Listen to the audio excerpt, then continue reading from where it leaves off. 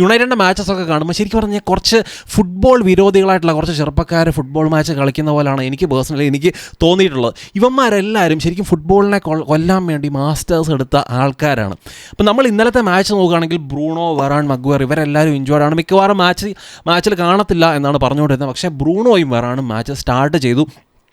Bruno injury വെച്ചുകൊണ്ടാണ് ഇന്നലെ കളിച്ചത്. അത് Ten Hag post match press കോൺഫറൻസിലും പുള്ളി പറഞ്ഞതാണ്. ഇപ്പം ആ ഒരു പെയിനെ കൺട്രോൾ ചെയ്തുകൊണ്ട് കളിക്കാനുള്ള ആ ഒരു എബിലിറ്റി പുള്ളിക്കുണ്ട്. അതുകൊണ്ട് തന്നെ പുള്ളിക്ക് കളിക്കണം എന്ന് പറഞ്ഞു. അങ്ങനെ പുള്ളി കളിച്ചു എന്നാണ് ടെൻ ഹാഗ് പറയുന്നത്. അപ്പം ശരിക്കും പറഞ്ഞു കഴിഞ്ഞാൽ മാച്ചിൽ ത്രൂ ഔട്ട് നമ്മൾ നോക്കിയാലും ആ ഒരു ഇഞ്ചുറിയുടെ ആ ഒരു പ്രശ്നം ബ്രൂണോയ്ക്കുണ്ട്. അത് മാത്രമല്ല ഈ ഒരു മാച്ച് കഴിഞ്ഞിട്ട് നമ്മൾ പല വീഡിയോസ് ഇപ്പം വൈറലാകുന്നുണ്ട്. ബ്രൂണോ ഞൊണ്ടി മാച്ച് കഴിഞ്ഞിട്ട് പോകുന്നതിൻ്റെ ആ ഒരു വിഷ്വൽസൊക്കെ വൈറലായിട്ടുണ്ട്. അപ്പം ശരിക്കും പറഞ്ഞാൽ നല്ല ഇഞ്ചുറി വെച്ചുകൊണ്ടാണ് പുള്ളി കളിച്ചിട്ടുള്ളത്. ഇന്നേ വരെ നമ്മൾ ഈ ഒരു ബ്രൂണോ എന്ന് പറയുന്ന മനുഷ്യനെ നോക്കി, ഈ ഒരു മനുഷ്യൻ ശരിക്കും പറഞ്ഞാൽ യുണൈറ്റഡിൽ വന്നിട്ട് എനിക്ക് 3-4 സീസണെങ്കിലും ആയി കാണുമല്ലോ. അപ്പം ഇതുവരെ പുള്ളി ഇഞ്ചുറി ആയിട്ട് പുള്ളി ഒറ്റ മാച്ച് പോലും മിസ്സാകാത്ത മനുഷ്യനാണ് ബ്രൂണോ ഫെർണാണ്ടസ്. അപ്പോൾ ആ കാര്യം ശരിക്കും പറഞ്ഞാൽ അങ്ങനത്തെ കമ്മിറ്റ്മെൻറ്റിൻ്റെ കാര്യത്തിൽ ബ്രൂണോയെ നമ്മൾ നമിച്ചേ പറ്റത്തുള്ളൂ. നമ്മൾ പല കാര്യത്തിലും ബ്രൂണോയുടെ കാര്യത്തിൽ അഭിപ്രായ വ്യത്യാസം നമുക്ക് എല്ലാവർക്കും ഉണ്ട്. കാരണം ബ്രൂണോയുടെ ഓൺ ദ ഫീൽഡുള്ള പുള്ളിയുടെ പല ആക്ടിവിറ്റീസും നമുക്ക് ഭയങ്കര ഇറിറ്റേറ്റിംഗ് ആയിട്ട് നമുക്ക് മാത്രമല്ല ഈവൻ ഓപ്പോസിഷനും തോന്നാറുണ്ട്. അപ്പം ആ കാര്യത്തിലൊക്കെ ആ ഒരു അഭിപ്രായ വ്യത്യാസം ബ്രൂണോ ആയിട്ടുണ്ട്. എന്നാലും പുള്ളിയുടെ കമ്മിറ്റ്മെൻറ്റ്സ്, അത് മാത്രമല്ല ഓൺ ദ ഫീൽഡിൽ പുള്ളി ക്രിയേറ്റ് ചെയ്യുന്ന ചില മാജിക്കൽ മൊമെൻറ്റ് അത് ബ്രൂണോയ്ക്ക് മാത്രമേ നമ്മുടെ ഈ യുണൈറ്റഡ് ടീമിൽ ക്രിയേറ്റ് ചെയ്യാൻ വേണ്ടി പറ്റത്തുള്ളൂ. അപ്പോൾ ഇന്നലത്തെ മാച്ചിലാണെങ്കിലും പുള്ളിയാണ് ശരിക്കും ആ ഒരു ഗോൾ സ്കോർ ചെയ്യുന്നതിൽ പുള്ളിയുടെ ഇൻവോൾവ്മെൻറ്റും ഉണ്ട്. ശരിക്കും പറഞ്ഞാൽ പുള്ളി എടുത്ത ആ ഒരു സെറ്റ് പീസാണ് കസമീറോ സ്കോർ ചെയ്യുന്നത്. അപ്പം ശരിക്കും പറഞ്ഞാൽ അങ്ങനത്തെ മാജിക്കൽ മൊമെൻറ്റ് ക്രിയേറ്റ് ചെയ്യാൻ കഴിയുന്ന ഒരേ ഒരു പ്ലെയർ ബ്രൂണോ ആണ്. പക്ഷേ മുക്കാലും മാച്ചസിലും പുള്ളി ഭയങ്കര ഫ്രസ്ട്രേറ്റിംഗ് ആണ്. അത് ഞാനും മനസ്സിലാക്കുന്നു. എന്ന് പറഞ്ഞുകൊണ്ട് നമുക്ക് ബ്രൂണോയെ എടുത്ത് മാറ്റിക്കഴിഞ്ഞാൽ നമ്മുടെ ഈ ഒരു സ്ക്വാഡിൽ വേറെ ആരുമില്ല അങ്ങനത്തെ ഒരു മാജിക്കൽ മൊമെൻറ്റ് ക്രിയേറ്റ് ചെയ്യാൻ. മൊമെൻറ്റ്സിൽ ജീവിക്കുന്ന ടീമാണ് ഈ ഒരു യുണൈറ്റഡ് ടീം. അപ്പം ഗോൾ സ്കോർ ചെയ്ത കാര്യം നോക്കിയാലും കസമീറോ ആണ് ഗോൾ സ്കോർ ചെയ്ത്.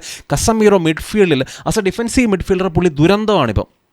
നമ്മുടെ മിഡ്ഫീൽഡിനെ പലപ്പോഴും ഓപ്പോസിഷൻ ട്രാൻസിഷൻ ഫേസിലൊക്കെ നമ്മുടെ മിഡ്ഫീൽഡിനെ എക്സ്പോസ് ചെയ്യാറുണ്ട് കസമീറോ. പക്ഷേ കസമീറോ എന്ന് പറയുന്ന ഈ ഒരു പ്ലെയർ ശരിക്കും പറഞ്ഞാൽ നമ്മുടെ സെറ്റ് പീസിനെ അറ്റാക്ക് ചെയ്യുന്ന കാര്യത്തിൽ നമ്മുടെ യുണൈറ്റഡിലെ ഏറ്റവും വലിയ ത്രെട്ടെന്ന് പറയുന്നത് കസമീറോ ആണ്. പിന്നെ ഒരു പരിധി വരെ മഗ്വയർ ഒരു ത്രെട്ടാണ്. പക്ഷേ കസമീറോയുടെ കൂടുതൽ ഗോൾസും പുള്ളി സ്കോർ ചെയ്തിരിക്കുന്ന പുള്ളി ഈ ഒരു ഈ സെറ്റ് പീസ് വഴിയാണ്. അപ്പോൾ ഇന്നലെയും പുള്ളി സ്കോർ ചെയ്തു. പിന്നെ നമ്മൾ ഈ ഒരു ഓവറോൾ മാച്ച് നമ്മൾ നോക്കിയാൽ നോട്ടിംഗ്ഹാം ഫോറസ്റ്റ് അവർ ഫ്രണ്ടിൽ നിന്ന് പ്രസ് ചെയ്യുന്നില്ല. അവർ ആ ഒരു സെക്കൻഡ് ഫേസിലേക്ക് വരാൻ വേണ്ടി വെയിറ്റ് ചെയ്യായിരുന്നു. യുണൈറ്റഡ് ബോളുമായിട്ട് ആ ഒരു മിഡ്ഫീൽഡിലേക്ക് വരാൻ വേണ്ടി വെയിറ്റ് ചെയ്ത് നിന്ന് മിഡ്ഫീൽഡിൽ പ്രഷറൈസ് ചെയ്ത് കഴിഞ്ഞാൽ ബോൾ വിൻ ചെയ്യാൻ പറ്റും. അങ്ങനെ ബോൾ വിൻ ചെയ്ത് അറ്റാക്ക് ചെയ്യാൻ വേണ്ടിയാണ് നോട്ടിംഗ്ഹാം ഫോറസ്റ്റ് ശ്രമിച്ചിട്ടുള്ളത്. അപ്പോൾ ഇങ്ങനത്തെ ടീമുകളെല്ലാം ഇനി ഇങ്ങനെ ആയിരിക്കും ശ്രമിക്കുന്നത്. അപ്പോൾ വലിയ ടീമുകൾ ഇപ്പം ലിവർപൂൾ ആയാലും ആർസണൽ, മാൻ സിറ്റി അങ്ങനത്തെ ആൾക്കാർ അവർ ഫ്രം ദ സ്റ്റാർട്ടിങ് അവർക്കൊരു പ്രസ്സിങ് ഓർഗനൈസേഷൻ ഉണ്ട്. അതനുസരിച്ച് അവർ കളിക്കും. ബാക്കിയുള്ള ടീമുകളൊക്കെ കൂടുതലും നമ്മൾ നോക്കിയോ അവർ മിഡ് ബ്ലോക്ക് കളിക്കാൻ വേണ്ടിയായിരിക്കും യുണൈറ്റഡിനെതിരെ ശ്രമിക്കുന്നത്. അത് എഫക്റ്റീവാണ്. യുണൈറ്റഡിനെതിരെ മിഡ് ബ്ലോക്ക് എന്ന് പറയുന്നത് ഭയങ്കര എഫക്റ്റീവാണ്. പിന്നെ നമ്മുടെ അറ്റാക്കിംഗ് പ്ലേയേഴ്സിനെ നോക്കിയാൽ റാഷ്ഫോർഡിനെ ആ ഒരു സ്ട്രൈക്കറായിട്ട് എല്ലാ വീഡിയോസിലും എല്ലാവരും പറയുന്ന കാര്യമാണ്. റാഷ്ഫോർഡിനെ സ്ട്രൈക്കർ എന്ന് പറയുന്നത് റാഷ്ഫോർഡ് വേസ്റ്റ് ആണ് ആ ഒരു സ്ട്രൈക്കർ പൊസിഷനിൽ.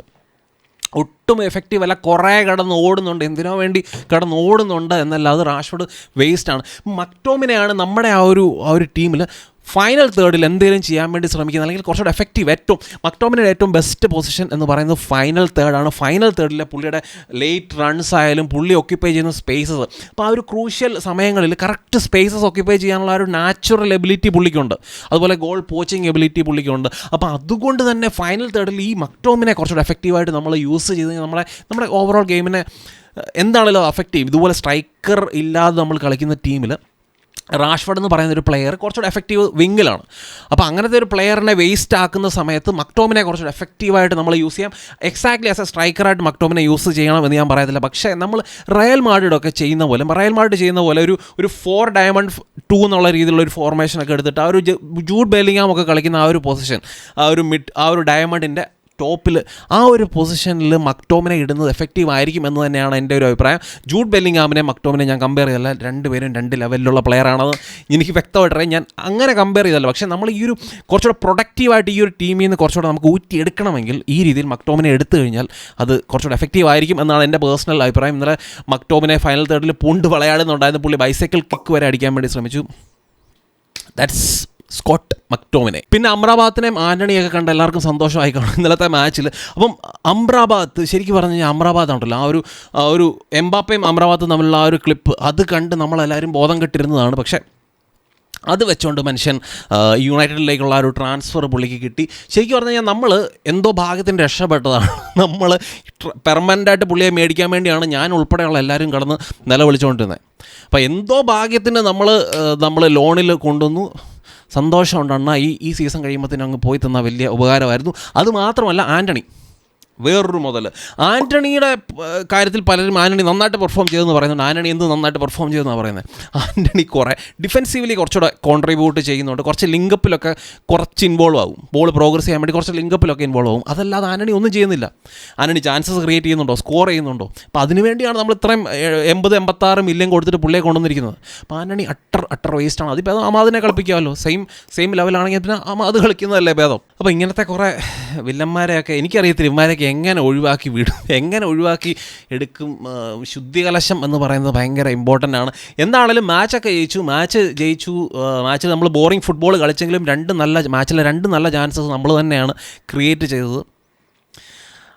അതെല്ലാം ഓക്കെ. ഇനിയിപ്പം അടുത്ത മാച്ച് ക്വാർട്ടർ ഫൈനൽസിൽ യുണൈറ്റഡിൻ്റെ എതിരാളികൾ ആരാണെന്നറിയോ? വേറെ ആരുമില്ല, ലിവർപൂൾ. ഓൾഡ് ട്രാഫോർഡിൽ മാച്ച് മാർച്ച് 16 മാച്ച് നടക്കുന്നത്. എനിക്കറിയത്തില്ല, ഓൾഡ് ട്രാഫോർഡിലായതുകൊണ്ട്. ഓൾഡ് ട്രാഫോർഡിലും നമ്മളെ ഫുള്ളാം പോണത്തെ ടീം വലിച്ചു കയറുന്നുണ്ട്. വലിയ പ്രതീക്ഷയൊന്നുമില്ല. അപ്പോൾ അത്രയൊക്കെ ഉള്ളൂ വീഡിയോ പറ്റിയുള്ള നിങ്ങളുടെ അഭിപ്രായങ്ങൾ തീർച്ചയായിട്ടും നിങ്ങൾ കമൻസ് ആയിട്ട് ഇടുക. മറ്റൊരു നല്ല വീഡിയോ കാണാം.